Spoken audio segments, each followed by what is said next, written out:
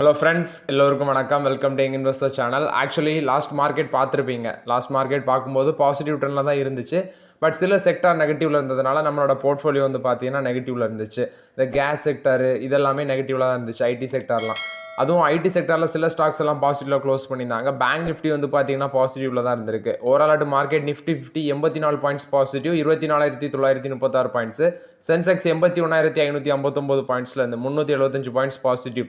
Nifty bank 540 points positive, 51,117 பாயிண்ட்ஸாக இருந்தது. Nifty ID 41,919 points, 309 points பார்த்தீங்கன்னா negative.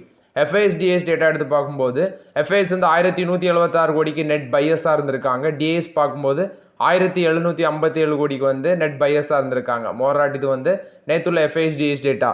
First பார்த்தீங்கன்னா டாடா ஸ்டீலில் வந்து அப்டேட்டு. டாடா ஸ்டீலில் ஒரு அப்டேட் வந்துருந்துச்சு. ஆக்சுவலி இவங்க பிளாஸ்ட் ஃபர்னஸை க்ளோஸ் பண்ணிவிட்டு எலக்ட்ரிக் ஆர்க் ஃபர்னஸுக்கு மாறுறாங்க. ஸோ இதுக்கு வந்து பார்த்தீங்கன்னா டாடா ஸ்டீலுக்கு வந்து அங்கே யூகேயில் இருக்கிற கவர்மெண்ட் வந்து முன்னாடி இருந்த கவர்மெண்ட் ரிஷி சுனக் தலைமையிலான கவர்மெண்ட் வந்து நாங்கள் வந்து உங்களுக்கு ஒரு 500 மில்லியன் யூரோ வந்து சப்சிடி தரோம் அப்படின்னு சொல்லி அக்ரி பண்ணியிருந்தாங்க. இப்போ நியூவாக வந்த கவர்மெண்ட் வந்து என்ன சொன்னாங்கன்னா அதுக்கான வாய்ப்புகள் கொஞ்சம் குறையும் மாதிரி தான் இருந்துச்சு. ஸோ அதனால் இப்போ வந்து பார்த்தீங்கன்னா இப்போ இருக்க மினிஸ்டர்ஸ் நியூவாக ஃபார்ம் பண்ணியிருக்க கவர்மெண்ட் டாடா ஸ்டீலுக்கு இந்த 500 மில்லியன் யூரோ வந்து சப்சிடியாக கொடுக்கறதுக்கு வந்து அப்ரூவல் கொடுத்துருக்காங்க, அதாவது அக்ரி பண்ணியிருக்காங்க அப்படின்னு சொல்லி ஒரு அப்டேட் வந்திருக்கு. ஆக்சுவலி இவங்க வந்து 1.25 பில்லியன் யூரோவில் வந்து அந்த எலக்ட்ரிக் ஆர் ஃபர்னஸை வந்து மாற்றுறாங்க. பிளாஸ்ட் ஃபர்னஸை க்ளோஸ் பண்ணிவிட்டு எலக்ட்ரிக் ஃபர்னஸுக்கு மாறுறாங்க. ஸோ இதில் 500 மில்லியன் யூரோ பார்த்தீங்கன்னா இவங்க கவர்மெண்ட் வந்து சப்சிடி கொடுக்குறேன்னு முன்னாடியே சொல்லியிருந்தாங்க. முன்னாடி இந்த கவர்மெண்ட் இப்போ இருக்க கவர்மெண்ட் கொடுப்பாங்களா அப்படின்னு சொல்லி பேச்சுவார்த்தைகள் இருந்ததுனால இப்போ கொடுக்குறோம் அப்படின்னு சொல்லி மினிஸ்டர்ஸ் தரப்புலையும் அக்ரி பண்ணியிருக்காங்க. ஆக்சுவலி யூகேவோட ஸ்டீல் டைரக்டர் அவங்க எல்லாமே பேச்சுவார்த்தை பண்ணியிருக்காங்க. யூனியன் கூடயும் வந்து யூகேவோட மினிஸ்டர் பேசியிருக்காங்க. ப்ளஸ் வந்து டாடா ஸ்டீல் கூடயும் பேச்சுவார்த்தை பண்ணியிருக்காங்க. இது வந்து டாடா ஸ்டீலை பொறுத்த வரைக்கும் ஒரு பாசிட்டிவ் அப்டேட் பார்க்கப்படுது. பட் ஷேர் ப்ரைஸ் எடுத்து பார்த்தீங்கன்னா 149 ரூபாவில் இருக்குது டாடா ஸ்டீலோட ஷேர் ப்ரைஸ். பட் இப்போதைக்கு அவாய்ட் பண்ணலாம், ஏன்னா வேல்யூஷன் வச்சு பார்க்கும்போது நமக்கு ஃபேவரபுளாக இல்லை. எனி ஒரு ஆப்பர்ச்சுனிட்டினா அது 100 ருபீஸ் வந்தால் தான் டாடா ஸ்டீல் ஆப்பர்ச்சுனிட்டி. நான் வந்து 184 ரூபாவில் ப்ராஃபிட் புக் பண்ணாமல் விட்டுட்டேங்கிற வருத்தம் எனக்கு இன்னும் இருக்குது டாடா ஸ்டீலில். இது வந்து டாடா ஸ்டீலை பொறுத்த வரைக்கும் அப்டேட்டு. நெக்ஸ்ட் வந்து பார்த்தீங்கன்னா டாடா டெக்னாலஜிஸில் வந்து அப்டேட்டு. டாடா டெக்னாலஜிஸ் பார்த்தீங்கன்னா ஷேர் ப்ரைஸ் 1,077 ரூபா அந்த ரேஞ்சில் ட்ரேட் ஆகிட்டு இருந்துச்சு. லாஸ்ட் மார்க்கெட் க்ளோசிங்கில் 3% மேலே அடிச்சிருந்தாங்க. இந்த டாடா டெக்னாலஜிஸ் ஐபிஓவில் அலாட் ஆகவங்க எப்படா உள்ள என்ட்ரி கொடுக்கலாம் அப்படின்னு சொல்லி ஒரு வாய்ப்பில் இருப்பீங்க. இப்போ அதுக்கு தான் சிட்டி நிறுவனம் என்ன சொல்கிறாங்கன்னா இதில் வந்து ஒரு 20% வரைக்கும் கரெக்ஷன் வர வாய்ப்பு இருக்குது அப்படின்னு சொல்கிறாங்க அந்த டாடா டெக்னாலஜிஸில். ஸோ ஆப்பர்ச்சுனிட்டிக்கு வெயிட் பண்ணலாம். இப்போ 1077 இருக்கிறது ஒரு 1000 பிரேக் பண்ணி ஒரு 950 இல்லைனா 900 கீழே வர வாய்ப்பு இருக்குது. 20% கரெக்ஷன்னா அட்லீஸ்ட் ஒரு 900 கீழே வர வாய்ப்பு இருக்குது. ஸோ வெயிட் பண்ணலாம் டாடா டெக்னாலஜிஸில். 900 கீழே வந்துச்சுன்னா டெஃபினட்டாக நல்லா உள்ள என்ட்ரி கொடுத்துருவேன் டாடா டெக்னாலஜிஸில். இது டாடா டெக்னாலஜிஸை பொறுத்த வரைக்கும் update. Just wait for the opportunity, அவசரப்பட்டு உள்ள என்ட்ரி கொடுத்துறாதீங்க. நெக்ஸ்ட் வந்து பார்த்தீங்கன்னா அபுதாபி நேஷனல் ஆயில் கம்பெனி இவங்களும் இந்தியன் ஆயில் கார்பரேஷனும் ஒரு 15-year டீல் வந்து போட்டிருக்காங்க. இந்த LNG supply, liquefied natural gas supply சம்மந்தமாட்டு ஒரு வருஷத்துக்கு 1 million metric tons per annum வந்து சப்ளை பண்ணுறாங்க. ஸோ இது வந்து ஒரு 15 வருஷம் டீல் அப்படின்னு சொல்லியிருக்காங்க. இந்த எல்என்ஜி வந்து மெயின்லி வர்றது எங்கேருந்து வருதுன்னா ஏடிஎன்ஓசியோட ருவாய்ஸ் எல்என்ஜி ப்ராஜெக்ட் அதுலேருந்து தான் வருதுன்னு சொல்கிறாங்க. ஏடிஎன்ஓசி வந்து இந்த கேஸ், எல்என்ஜி, அடுத்து ரினியூவபிள் எனர்ஜி செக்மெண்ட், பெட்ரோகெமிக்கல் இதில் இவங்களுக்கு ஒரு ஸ்ட்ராங் ஃபியூச்சர் இருக்குது. ஸோ இவங்களுக்கு அந்த ரீஜனில் இவங்களுக்கு ரைவல்ஸாக இருக்கிறது கத்தாராக இருக்குது. ஏன்னா கத்தார் தான் வந்து வேர்ல்டு டாப் எல்என்ஜி எக்ஸ்போர்ட்டராக இருக்கிறாங்க. சவுதி அரேபியாவும் பார்த்தீங்கன்னா அதுக்கு அடுத்த பிளேஸில் இருக்காங்க. ஸோ இவங்களுக்கு ரொம்ப காம்படிஷனாக இருக்குது. ஏடிஎன்ஓசி வந்து இந்த 10% ஆஃப் த ஸ்டேக்கை, இந்த ருவாய்ஸ் ப்ராஜெக்டில் 10% ஆஃப் த ஸ்டேக்கை ஷெல்லு, பிபி, டோட்டல் எனர்ஜிஸ், ஜப்பானோட மிட்சுயி இவங்களுக்கெல்லாம் வந்து பார்த்தீங்கன்னா அதை அவார்ட் பண்ணியிருந்தாங்க. அதோட அவுட்புட் வந்து 2028 லேட்டரில் ஸ்டார்ட் ஆகும்னு சொல்கிறாங்க. இந்த ப்ராஜெக்ட் வந்து ஃபுல் அண்ட் ஃபுல் வந்து க்ளீன் பவர் பேஸ்டாக தான் ரன் பண்ணுவாங்க. 2 பிளான்ட்ஸு, இந்த 2 பிளான்ட்ஸ் வந்து 4.8 மில்லியன் டன்ஸ் பர் ஆனம் வந்து ப்ரொடியூஸ் பண்ணோம் அப்படின்னு சொல்கிறாங்க எல்என்ஜி. அடுத்தது இந்த ஏடிஎன்ஓசியோட எல்என்ஜி கெப்பாசிட்டி இப்போ இருக்கிறது 15 மில்லியன் டன்ஸ் பர் ஆனமாக இருக்குது. ஸோ அதை விட டபுளாக இருக்கும் அப்படின்னு சொல்கிறாங்க. ஏடிஎன்ஓசி வந்து ஆல்ரெடி வந்து பார்த்தீங்கன்னா அக்ரிமெண்ட் வந்து எல்என்ஜி சப்ளை அக்ரிமெண்ட் வந்து ருவாய்ஸ், ஷெல், மிட்சுயி, ஒசோகா கேஸ், சைனாவோட இஎன்என், ஜெர்மனியோட இஎன்பிடபிள்யூ, அடுத்தது வந்து எஸ்சிஎஃப்இ இவங்க கூட எல்லாமே வந்து சைன் பண்ணியிருக்காங்க. இப்போ வந்து ஒரு 15-year டீல் வந்து இந்தியன் ஆயில் கார்பரேஷனோட சைன் பண்ணியிருக்காங்க. நெக்ஸ்ட் வந்து கோல்டோட ப்ரைஸ் வந்து பார்த்தீங்கன்னா 700 ரூபா கீழே விழுந்திருக்கு. 10 கிராம் 24 கேரட் 74,200 அந்த ரேஞ்சில் இருந்தது. இப்போ 73,500 குறைஞ்சிருக்கு. அதே சில்வர் வந்து 2000 ரூபா குறைஞ்சிருக்கு, 83,800 ரூபா அந்த ரேஞ்சில் இருக்குது. இது வந்து பார்த்தீங்கன்னா ஆல் இந்தியா சராஃபா அசோசியேஷன் அவங்க கொடுத்த அப்டேட்டு. நெக்ஸ்ட் வந்து பார்த்தீங்கன்னா ஹேவல்ஸ் ஒரு அப்டேட் கொடுத்துருக்காங்க. ஹேவல்ஸ் இந்தியா வந்து ஸ்டுடியோ மீடியேட் ஏர் பியூரிஃபையரை வந்து லான்ச் பண்ணியிருக்காங்க. இதில் வந்து ஸ்பேஸ் டெக்னாலஜி, ஐஓடி ஃபியூச்சர்ஸ் எல்லாமே இருக்குன்னு சொல்லியிருக்காங்க. இந்த நியூ AP400 அண்ட் AP250 மாடல்ஸில் ஏர் பியூரிஃபிகேஷன், அடுத்தது வந்து ஸ்மார்ட் ஃபங்க்ஷனாலிட்டிஸ், ஹெல்த்தியர் ஹோம், அது எல்லாமே இந்த ஆப்பர்ச்சுனிட்டி எல்லாமே இருக்குது. அதாவது ஸ்பேஸ் டெக், ஏர் purification technology, international space station technology எல்லாமே இதில் இருக்குது. ஒரு ஸ்மார்ட் ஹோம் இன்டிகிரேஷனுக்கு ரொம்பவே யூஸ்ஃபுல்லாக இருக்கும் இந்த ஹேவல்ஸ் இந்தியாவோட இந்த நியூ ப்ராடக்ட். இது வந்து ஹேவல்ஸ் இந்தியா கொடுத்த ஒன் ஆஃப் த பாசிட்டிவ் அப்டேட்டாக பார்க்கப்படுது. நெக்ஸ்ட் நம்ம ஆல்ரெடி டிஸ்கஸ் பண்ணியிருந்தோம். இவங்க HAL வந்து பார்த்தீங்கன்னா கவர்மெண்ட் கூட ஒரு 26,000 கோடி கான்ட்ராக்ட் வந்து போட போகிறாங்க அப்படின்னு சொல்லி. ஆக்சுவலி இப்போ கவர்மெண்ட் வந்து சைன் பண்ணிட்டாங்க HAL கூட 240 AL-31FP இன்ஜின் கொண்ட Su-30 MKE ஃபைட்டர் ஜெட் வந்து வாங்குறதுக்கு. ஸோ HAL வந்து 30 ஏரோ இன்ஜின் பெர் ஆனம் வந்து பார்த்தீங்கன்னா அந்த கான்ட்ராக்டில் வந்து சப்ளை பண்ணுவாங்க. டோட்டலாட்டு 240 இன்ஜின் அப்படின்னு சொல்லியிருக்காங்க. இந்த சப்ளை வந்து 8 வருஷத்தில் கம்ப்ளீட் ஆகும் அப்படின்னு சொல்லியிருக்காங்க. இதோட வேல்யூ, கான்ட்ராக்ட் வேல்யூ 26,000 கோடியாக இருக்குது. இது வந்து HAL பொறுத்த வரைக்கும் ஒரு பாசிட்டிவ் அப்டேட். ஆக்சுவலி ஆல்ரெடி வந்து பார்த்தீங்கன்னா அப்டேட் வந்துருந்துச்சு, பட் இப்போ வந்து கவர்மெண்ட் சைன் பண்ணிட்டாங்க அந்த டீலில். HALோட ஷேர் ப்ரைஸ் வந்து இப்போ எப்படி இருக்குன்னு நான் கவனிக்கல லாஸ்ட் மார்க்கெட்டில், பட் அது எல்லாமே ஓவர் வேல்யூடாக இருக்குது. இப்போதைக்கு அது பக்கம் போக வேண்டாங்கிறது என்னோட ஒப்பீனியன் HAL பக்கம்லாம். அடுத்தது வந்து பார்த்தீங்கன்னா HALலும் சரி, அதே மாதிரி இவங்க எல்லாமே அது பேஸ் பண்ணியிருக்க எல்லா செக்டருமே ஓவர் வேல்யூடாக தான் இருக்குது. HALோட மேனேஜிங் டைரக்டர் அண்ட் CEO இவங்களை அப்பாயிண்ட் பண்ணியிருக்காங்க. DK சுனிலை வந்து அப்பாயிண்ட் பண்ணியிருக்காங்க. இது மோரலாட்டு HAL பொறுத்த வரைக்கும் அப்டேட்டு.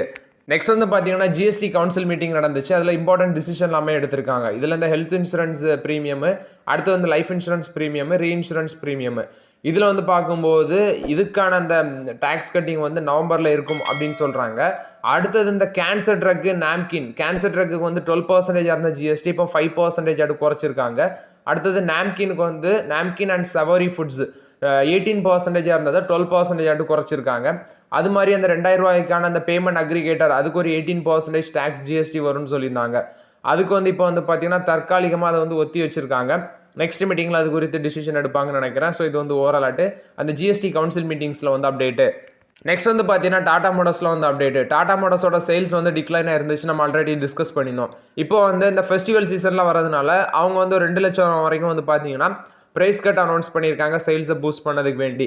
இதில் பர்சனல் வெஹிக்கிள் செக்மெண்ட் மார்க்கெட்லையும் பூஸ்ட் ஆகும். அதே மாதிரி இந்த SUV செக்மெண்ட், அதாவது ஹேரியர், சஃபாரி, நெக்ஸான், இந்த செக்மெண்ட்டில் வந்து பார்த்தீங்கன்னா அந்த 2 லட்சம் வரைக்கும் உள்ள டிஸ்கவுண்ட் இந்த செக்டார் வெஹிக்கிள்ஸ் எல்லாமே கிடைக்குது.